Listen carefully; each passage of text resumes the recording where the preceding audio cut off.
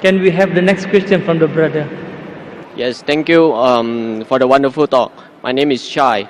I just want to know, since media is the most powerful weapon nowadays, certain irresponsible parties have released media which causes certain parties to resort to much violence method in solving the problem. According to Al-Quran, what is the best approach for this kind of scenarios? The brother asked the question, I think is referring to the innocence of Muslims, correct? Yes, correct. The brother is saying that sometimes certain things, as media is the most powerful weapon, certain things come into the media which hurt the feelings of other people. So what is the best strategy that should be done? Brother is talking about a movie that was released a few weeks before, Innocence of Muslim, which has caused turmoil in the Muslim Ummah, a hue and cry. And I have given a reply that how Muslims should behave. Normally what happens that whenever such issues come, it's common for the Western world to bring out things which are against Islam. We had the case of Salman Rushdie wrote satanic verses, Tasliman Nasreen wrote Lajja, then we had the Danish cartoon, now we have Innocence of Muslims.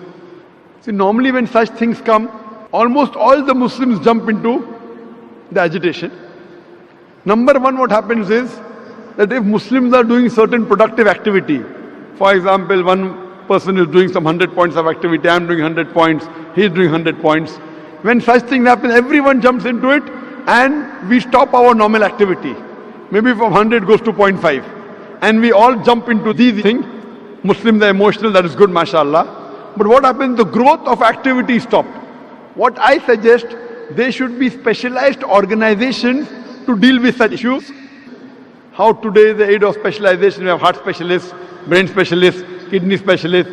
We should have specialized Muslim organization to deal with these issues so that the other Muslims can continue with their normal routine activity of spreading Islam and not stop the growth.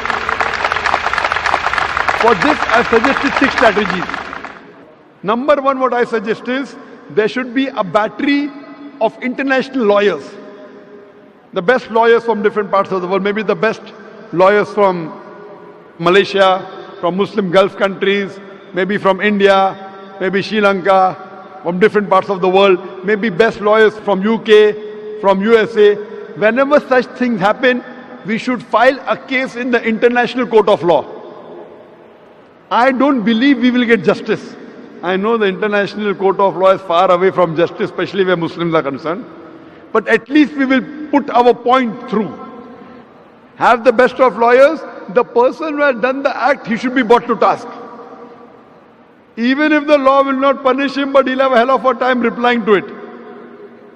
Number one, we should have battery of international top lawyers. If required, we should hire even non-Muslim lawyers. Put a case in the International Court of Law, point number one. Point number two, the Muslim countries should protest officially. Through the foreign ministers of the country, they should protest through the ambassadors in that country that what has happened is wrong. Whichever country is involved in doing this act, all the Muslim countries through the foreign ministry, through the ambassador should protest, number two.